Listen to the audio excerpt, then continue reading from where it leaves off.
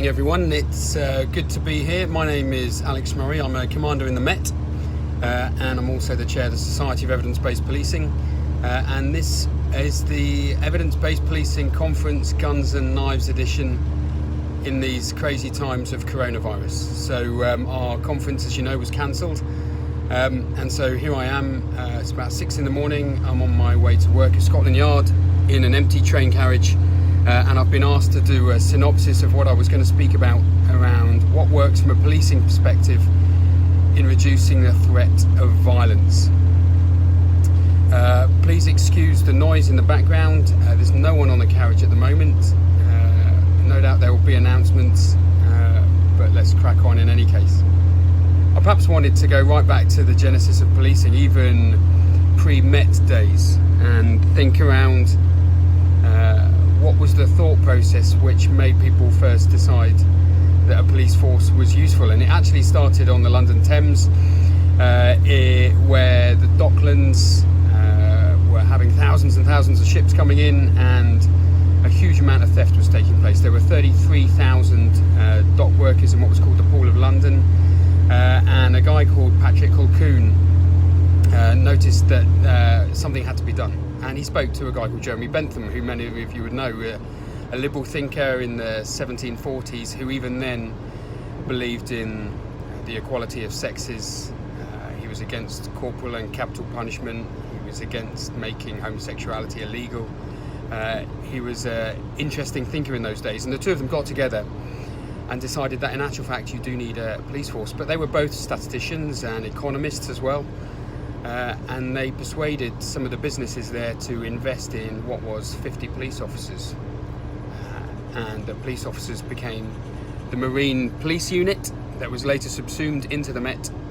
And at the end of year one, they were able to attribute a certain amount of reduction in theft to their presence in particular hotspots, watching goods getting loaded and unloaded onto the ships. And the reason why I say this is the genesis of policing really is about preventing stuff happening in the first place, and was incredibly evidence-based, and perhaps we'd even lost our ways after that, but it was very cost-benefit assessed. At the end of a year they looked at the value they added and they decided yes, they were going to continue. And I think from a violence perspective we need to think in a similar vein.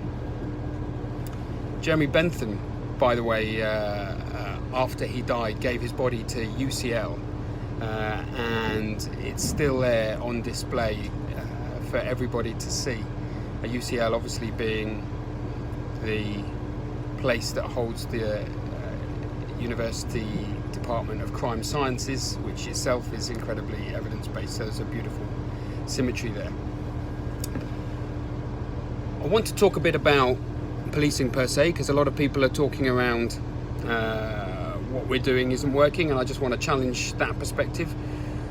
There is a current orthodoxy in policing that says we need to do something different.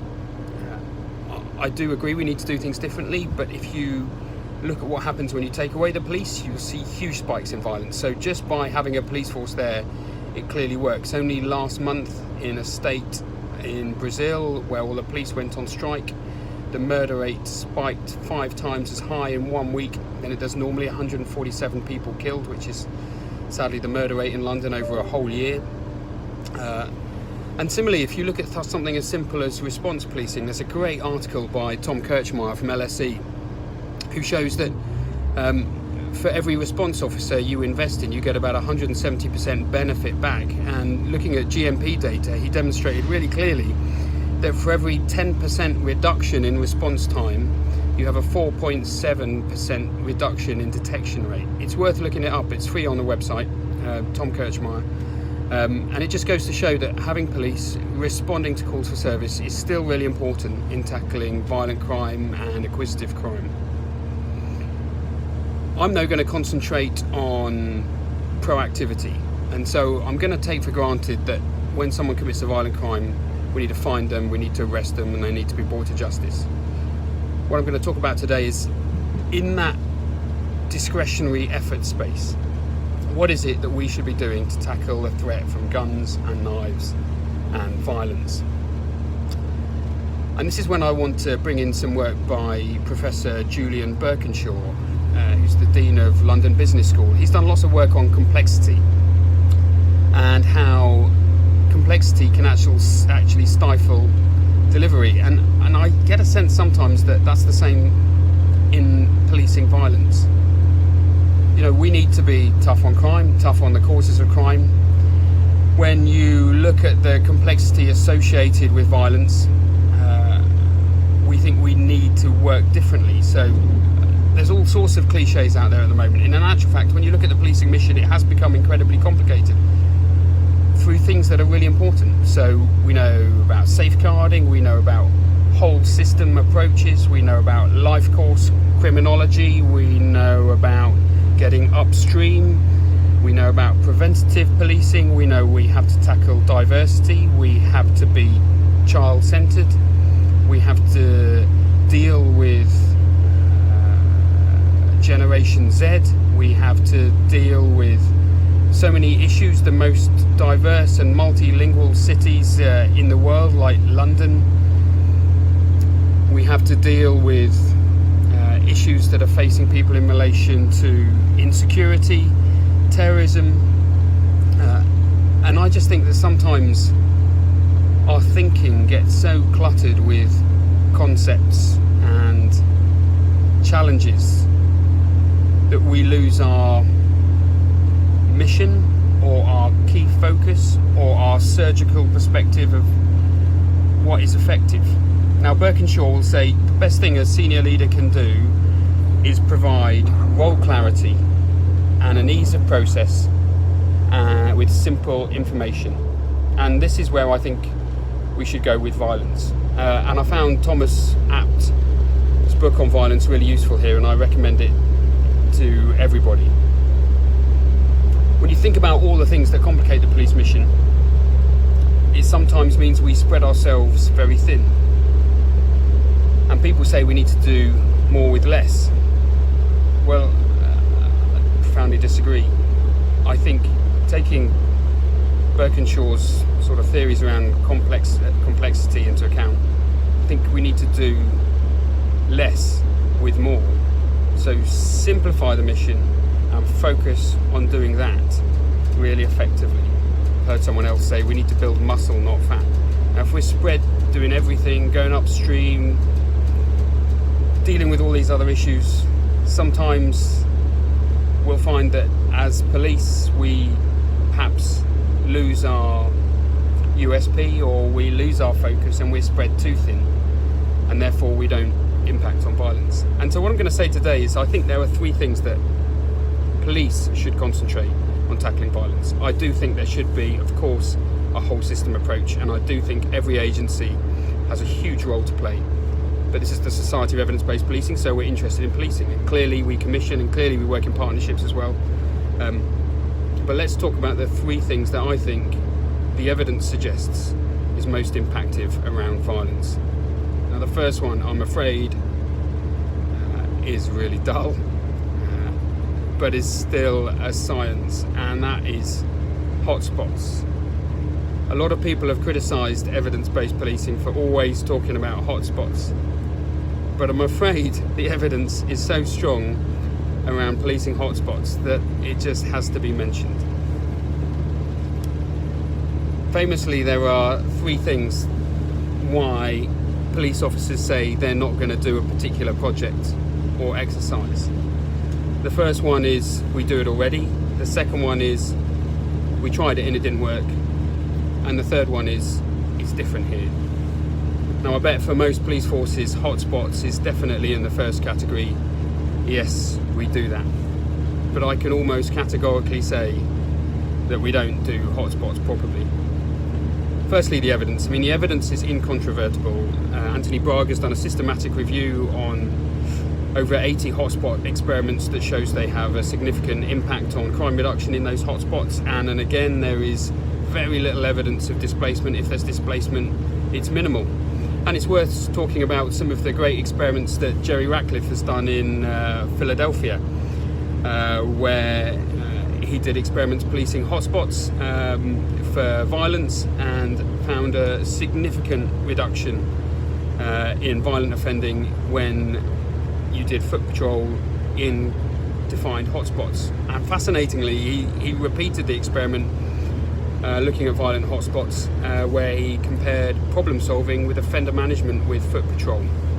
And in the second experiment, he found that there was no impact on policing hotspots with foot patrol. The difference between the first experiment and the second experiment was the first experiment was done with new recruits, the second experiment was done with experienced practitioners.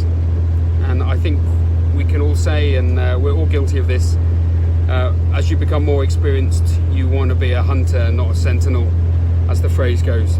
And although people were told to police in hotspots, they just simply weren't. I remember some really interesting evidence from a force in the northwest where they looked at data submitted from officers to say, how much are you policing a hotspot? And it looked like it was about 4 hours in a tour of duty, but when they actually looked at the GPS from the radios, it was more like 2 minutes, and people were driving straight through. People don't like policing hotspots, and I sort of understand why. But the evidence is really strong. How do you define your hotspots? They need to be closely defined. You then need a mechanism where you brief them out. You track that officers are in there, and of course tracking is probably one of the most undergunned methods of policing that we know. We're very good at coming up with ideas, we're very good at saying, okay, do that, and then what we don't do is make sure that we're doing what we said we were going to do.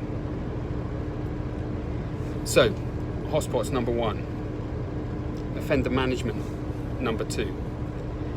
I'm really grateful for Peter Neyrud and Molly Slothauer putting a pack together for me when I was with West Midlands Police on what works in offender management. The first thing to say is, who are violent offenders? Now that sounds really obvious, doesn't it? But what policing is not short of is matrices predicting who our violent offenders are. But if you look at them, and you look at the science of forecasting and prioritising, you'll see there's a profound difference.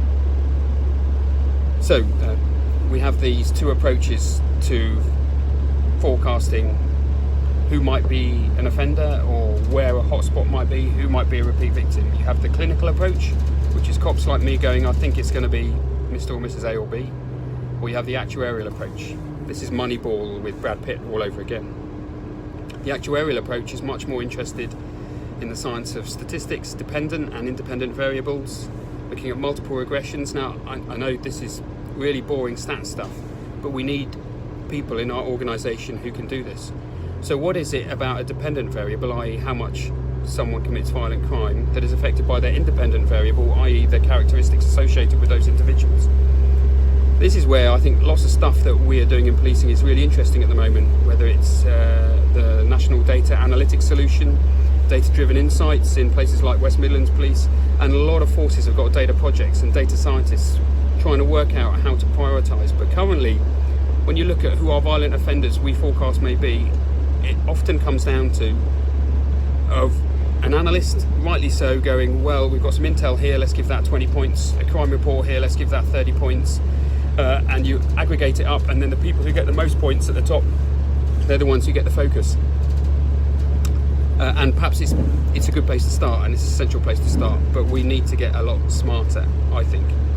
NDAS has got a lot smarter in forecasting who the violent offenders will be, and Data-Driven Insights has done that as well. So point 1 in relation to offender management, let's get our understanding right of who the offenders are we need to look at. So the second really interesting point is, when we have done that, what are you actually going to do to reduce the future offending of people who might cause violent crime in the future? Because often I think we're a bit one-trick pony. But again, thanks to Molly and Peter, the evidence is really interesting around what works for violent offending. If you have a violent offender who is low risk, but you go with heavy surveillance tactics, and I don't mean surveillance as in following, but things like strict bail conditions, knocking on their door every day, making them go on lots of courses, lots of sort of leverage over them. On a low risk offender, we know it backfires. So it comes back to the first point around, you've got to get your forecasting right in the first place around who's high, medium or low risk. If you go high intervention on a low risk offender, it backfires. They cause more violence, they cause more offending. So the 7 principles, and naturally this is where we get into the commissioning territory. And when you think about IOM and offender management and PCCs and their commissioning ability, in actual fact, this is where we need to focus. So let's talk through some of the things that work primarily on high risk offenders. First one then, cognitive behavioural therapy.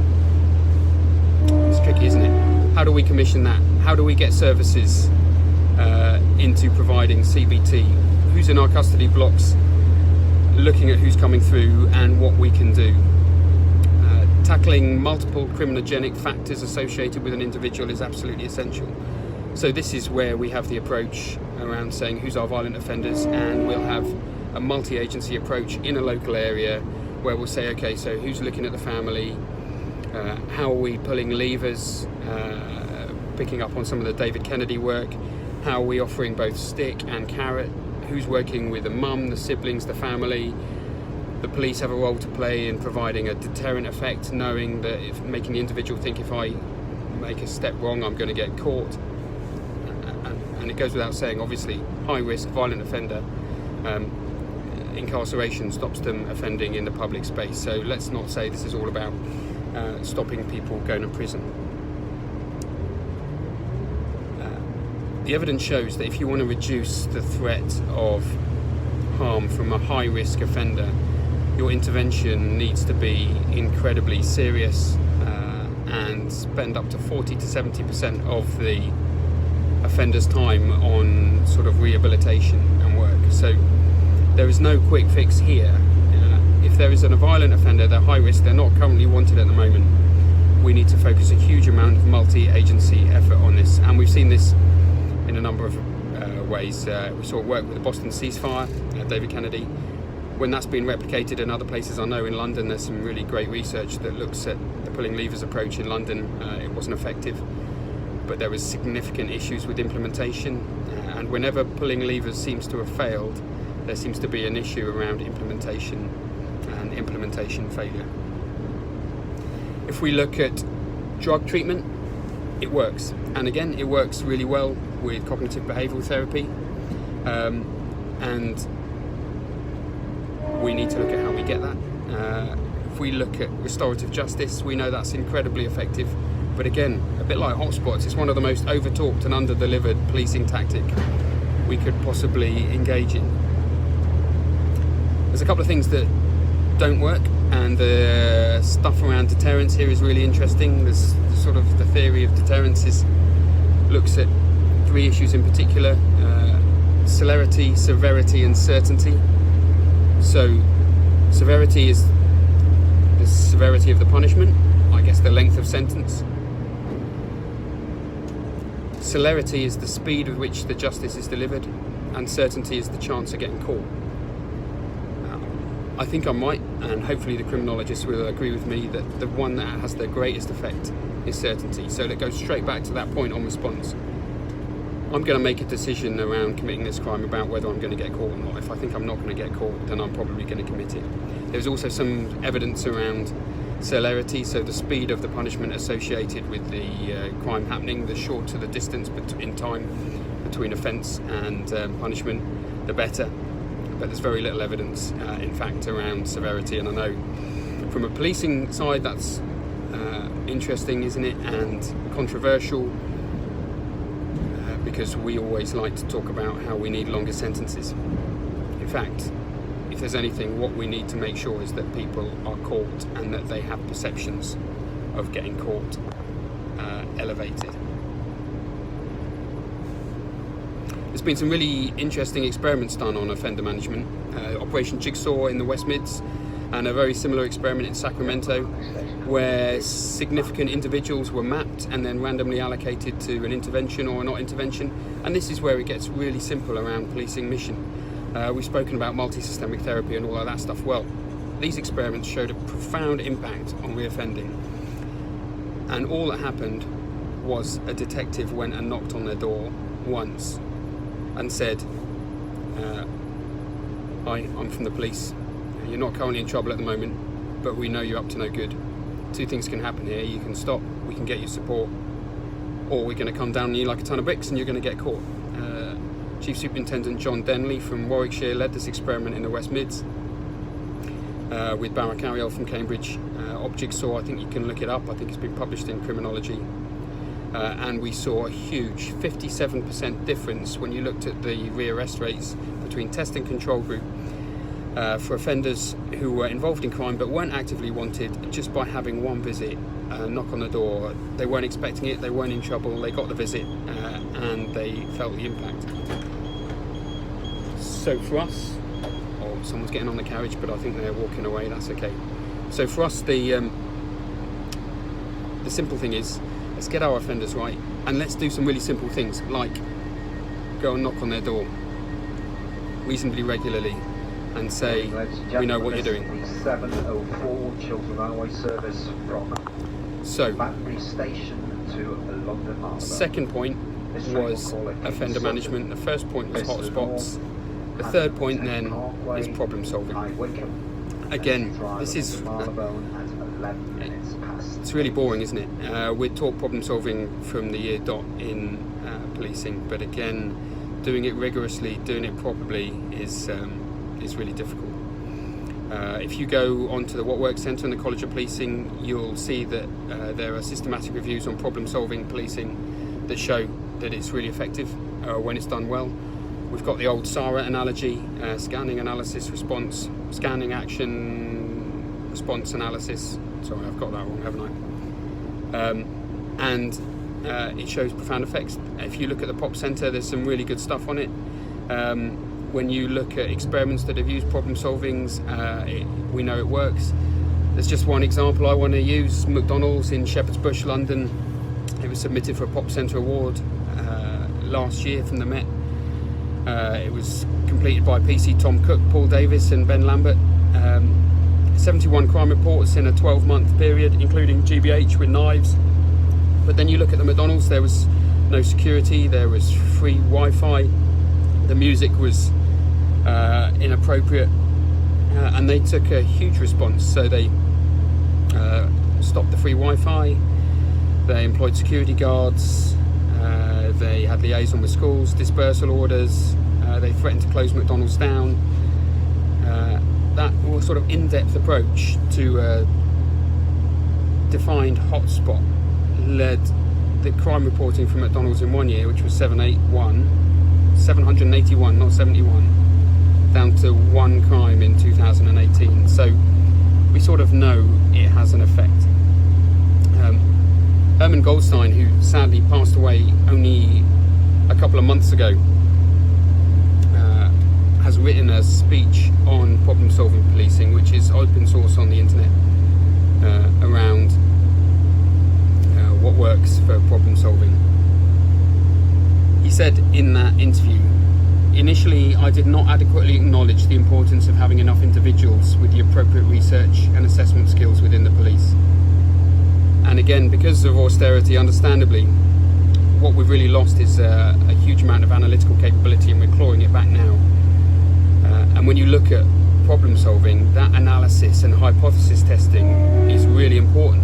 So what is causing the crime? Let's come up with 6 or 7 ideas, 6 or 7 hypotheses.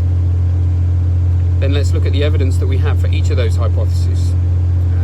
Knock them all down, and the one you're left with is the one that is probably causing the violence in that hotspot area. Okay, and let's look at what works in tackling that.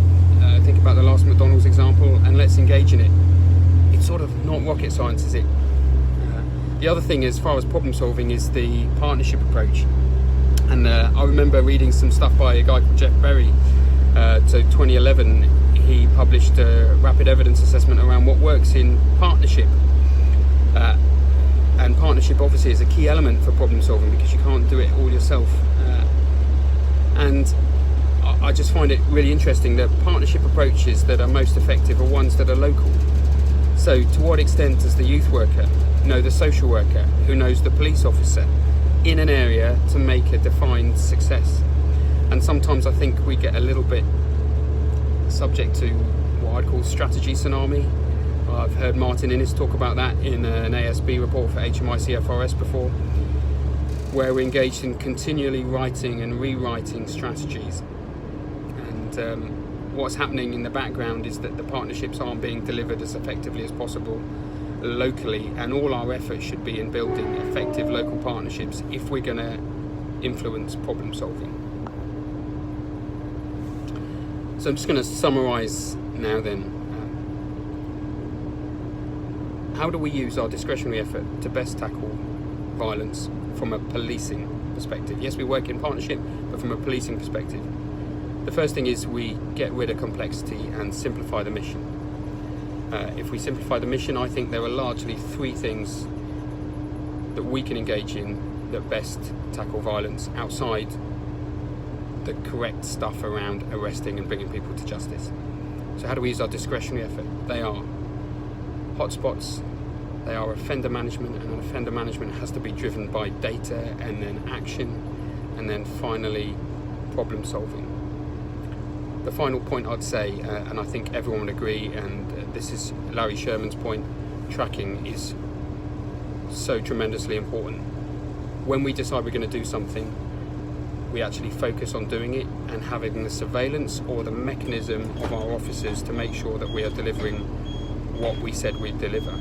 Are we policing the hotspot? Are we actually problem solving? Have you done those offender management visits today? What did they say? Because that's what makes the difference. So, it's only an opinion, having read a fair amount of stuff around this and practiced in it. Really interested in your opinion. Thanks very much for listening. I hope it hasn't been too disturbed or boring. Be really interested in your feedback. Thanks very much, and I hope to catch up with you soon.